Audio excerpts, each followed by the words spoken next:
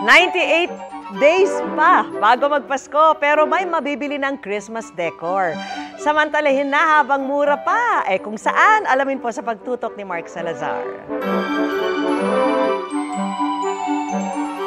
Ika nga nila, tayo mga Pinoy ang may pinakamahabang selebrasyon ng Pasko. Paano ba naman pagpasok pa lang ng Burr months, damang-dama na ang Christmas vibes dahil sa mga palamuting nagkalat sa mga mall at pasyalan. Ang ilan nagsisimula na ring mag-decorate ng kanilang mga bahay. Dito sa Divisoria, may mga nagtitinda na ng Christmas decorations pero konti pa lang.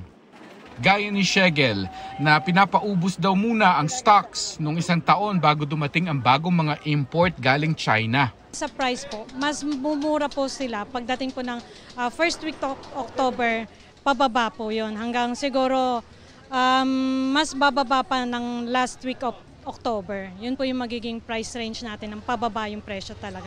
Pero kasi sa ngayon po, medyo nasa high rate pa po. Sa unang bahagi rin ng Disyembre, madalang ka nang makakabili ng Christmas decor sa Divisoria dahil babahain naman dito ng mga bilog na prutas at pagkaing panghanda sa Pasko.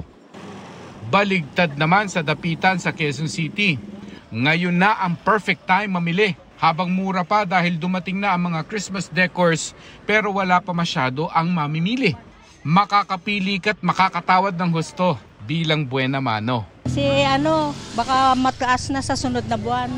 Kaya ngayon pa lang. Locally made ang maraming native Christmas decoration sa Dapitan. Kaya steady lang ang supply at hindi gumagalaw ang presyo. Mas mura naman po. Kumpara saan? Kumpara sa mall. Maganda rin ang sinasabi ni Dayan kung bakit maaga na siya kung mag-Christmas shopping.